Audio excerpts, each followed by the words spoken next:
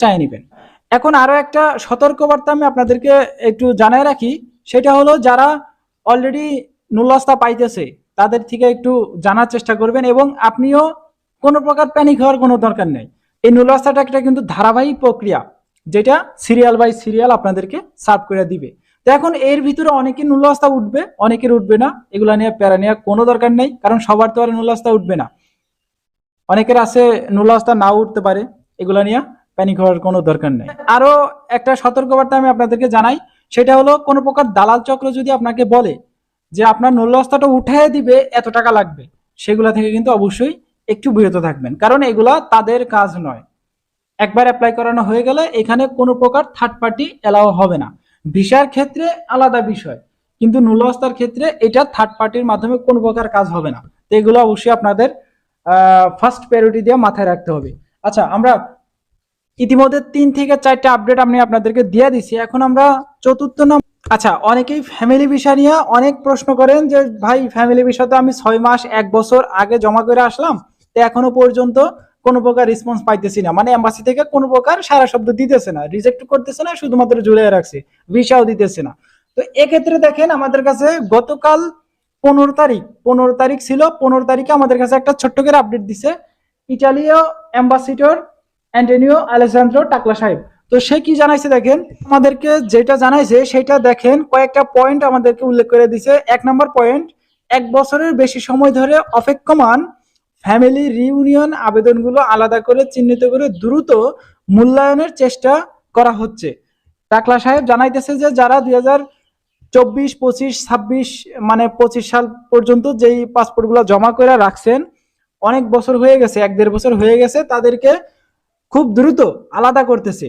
মানে এটা এই ফাইলগুলো চিহ্নিত করে, ধরেন যে একটা ফাইল জমা করার পরে তারা ওই ডেস্কের ভিতরে রাইখা দেয় ঝুলায়া, এগুলা কিন্তু আর কার্যক্রম করা হয় না। তো ওই ফাইলগুলো আলাদাকরণ কইরা দেখা গেছে এই বর্তমান সময় আইসা আলাদা করতেছে, এবং খুব দ্রুত এগুলা ভিসা দেওয়ার যেই ব্যাপারটা সেটা কিন্তু ঘটাইতেছে। তো এগুলা কিন্তু ফ্যামিলি রিউনিয়ন ভিসা নিয়ে, এগুলা কিন্তু ওয়ার্ক ভিসা না। 2 নম্বর যে পয়েন্টটা সেটা হলো দেখেন, মানবিক দিক বিবেচনা করে ইটালি পররাষ্ট্র মন্ত্রণালয় বলছে দীর্ঘদিন পরিবার থেকে বিচ্ছিন্ন থাকা প্রবাসীদের মানসিক ও সামাজিক পরিস্থিতি বিবেচনায় নেওয়ায় প্রয়োজন, তাই ফাইল নিষ্পত্তির গতি বাড়ানোর উপর জোর দেওয়া হচ্ছে। বুঝতে পারছেন? তো অনেক ক্ষেত্রে দেখা গেছে একটা ফ্যামিলিতে ইটালিতে নেওয়ার জন্য অ্যাপ্লাই করছে, 1-1.5 বছর 2 বছর হয়ে যাইতেছে, কোনো রেসপন্স নাই। তো এইগুলা তারা মাথায় নিছে, বিবেচনায় নিয়ে এই ফাইলগুলা নিষ্পত্তি করার একটা পরিকল্পনা তারা করতেছে।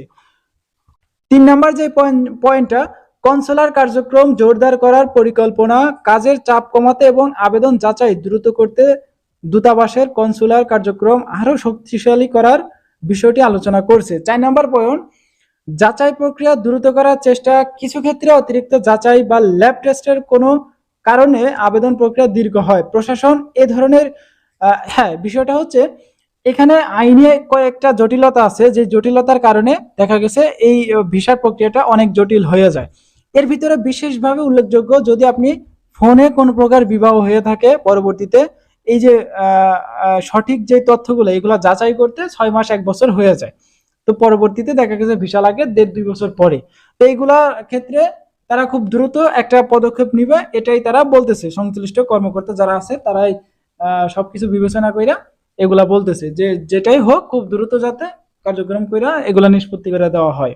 যাই হোক, যারা ফ্যামিলি ভিসা নিয়ে আরো কোনো প্রকার প্রশ্ন জানার থাকে তাহলে অবশ্যই আমাদের এই ভিডিওর কমেন্ট বক্সে একটা কমেন্ট করবেন, অথবা আমাদের এই ভিডিওর ডিসক্রিপশন বক্সে আমার ফেসবুক আইডির লিংক আছে, ওইখান থেকে আমাকে ফেসবুকে একটা নোট দিবেন। পরবর্তী আপডেট যেটা লাগে অবশ্যই আমি আপনাদেরকে জানানোর চেষ্টা করব। আমি আপনাদেরকে ছোট করে দেখাই, দেখেন এই পাসপোর্টটা, এটা ফ্যামিলি ভিসায় জমা দেওয়া ছিল, এই পাসপোর্টটা আজকে রিজেক্ট করছে। তো রিজেক্টের কারণ হিসাবে দেখাইছে, এখানে আমি আপনাদেরকে একটু ছোট করে জানাই, দেখেন রিজেক্টের কারণ হিসাবে দেখাইছে যে, রিজেক্টের কারণ হিসাবে যেটা দেখাইছে সেটা হলো ম্যারেজ রেজিস্ট্রেশনের সময় বর বাইরে ছিল, মানে যখন বিবাহর যেই ডকুমেন্ট আছে সেই ডকুমেন্টের ভিতরে যখন সই করা হয়, তখন মানে এক কথা বলতে গেলে ওই যে বলছিলাম মোবাইলে বিয়ে করার মাধ্যমে যেটা সম্পূর্ণ করা হয়, তো সেক্ষেত্রে দেখা গেছে এই পাসপোর্টটা রিজেক্ট করছে। তো এখানে বললামই তো আইনি জটিলতা অনেক থাকে, এগুলা যদি কাটায় উঠতে পারেন ভিসা লাগবে অথবা আপনাকে রিজেক্ট করবে। তো সেই ঘটনাই কিন্তু ঘটছে এই পাসপোর্টটার ক্ষেত্রে। এই যে দেখেন, এটা কিন্তু ফ্যামিলি ভিসা জমা দেওয়া ছিল, এই পাসপোর্টটা অলরেডি রিজেক্ট করছে। তো এগুলো অনেক পাসপোর্ট আছে যেগুলা অনেক আগে থেকেও রিজেক্ট করছে। এই পাসপোর্টটা শুধু নতুন না, অনেক আগেও অনেক পাসপোর্ট রিজেক্ট করছে। এগুলা নিয়ে অনেক বিভ্রান্তি ছড়ায়, এগুলা নিয়ে বেশি কান দিবেন না আপনারা। আচ্ছা, এখন মোট কথা যারা ফ্যামিলি ভিসায় জমা করছেন, যাদের ইটালিতে বসবাসরত প্রবাসীদের, যেখানে আগে পরিবার আনার জন্য নুল্লাস্তা পাইতে প্রায় 5 থেকে 6 মাস তার বেশি সময় লাগতো, এখন নতুন প্রশাসনিক নির্দেশনা অনুযায়ী সর্বোচ্চ 60 দিনের মধ্যে কিন্তু এই অনুমতিটা দেওয়ার একটা কারণটা কিন্তু লক্ষ্য করা গেছে। তো এটা কিন্তু আমাদের কথা না, এটা অ্যান্টনিও আলেসান্দ্রো সে কিন্তু জানাইছে, ইটালি অ্যাম্বাসিডর যে এখন বাংলাদেশে অবস্থান করতেছে, সেই কিন্তু আমাদেরকে জানাইছে। বেশ কয়েকটা আপডেট আমি আপনাদেরকে অলরেডি জানাইলাম, এখন কোনো প্রকার আপডেট দিব না। এখন আপনাদের কিছু কমেন্ট আসছে আমাদের কাছে, বেশ গুরুত্বপূর্ণ কমেন্ট আসছে, যেগুলা ইটালি বন্ধ কবে থেকে, মানে এম্বাসি বন্ধ কবে থেকে, এগুলা নিয়ে বেশ কয়েকটা কমেন্ট আসছে। তো আমি এক এক করে আপনাদেরকে কমেন্টের অ্যান্সার গুলো দেওয়ার চেষ্টা করব। প্রথম একটা কমেন্ট আসছে, দেখেন, ইটালি যেতে এখন কত টাকা লাগে।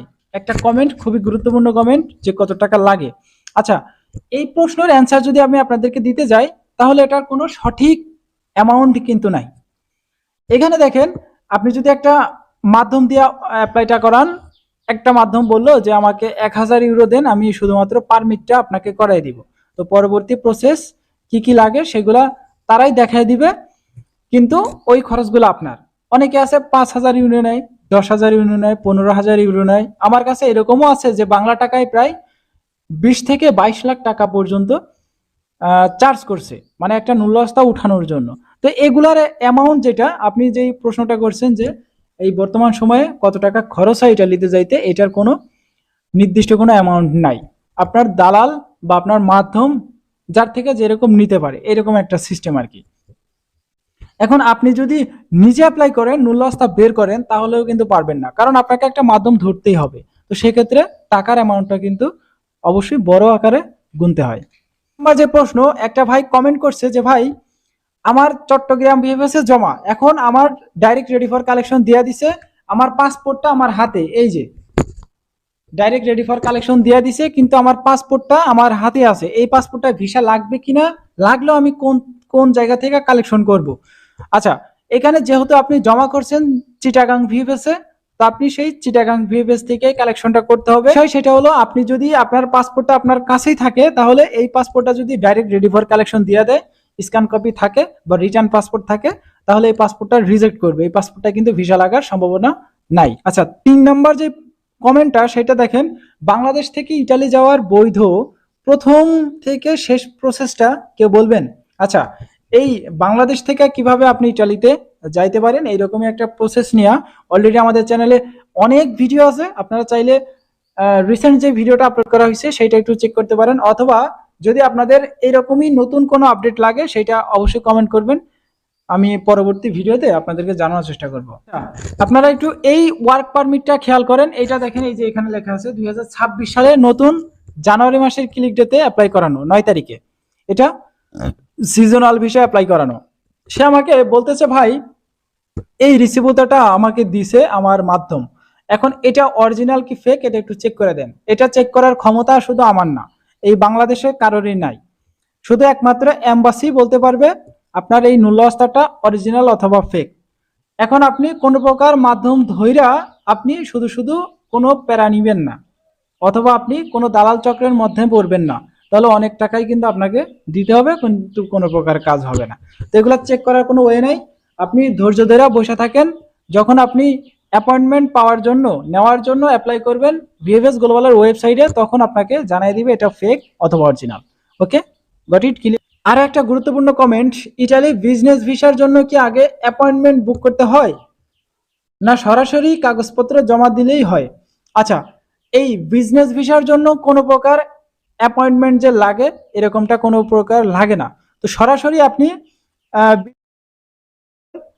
ভিএফএস গ্লোবালে যাইবেন, যাওয়ার পরে আপনাকে পরবর্তী প্রসেসটা দেখাই দিবে। তো এটা কিন্তু কয়েকদিন আগের যে আপডেটটা তাদের অফিসিয়াল ওয়েবসাইটে আমাদেরকে দিছে, সেইটার মাধ্যমে। এখন বর্তমানে নতুন কোন আইন তারা মানে চেঞ্জ করছে কিনা সেটা সম্পর্কে আমার জানা নাই, তবে জানা থাকলে অবশ্যই আমি আপনাদেরকে জানার চেষ্টা করবো পরবর্তী ভিডিও। তো যাই হোক, মোটামুটি আকারে আজকে খুবই গুরুত্বপূর্ণ বেশ কয়েকটা কমেন্ট আপনাদেরকে অ্যান্সার দেওয়ার চেষ্টা করলাম। তো আজকের ভিডিওটা এমনিতে অনেক বড় হয়ে গেছে।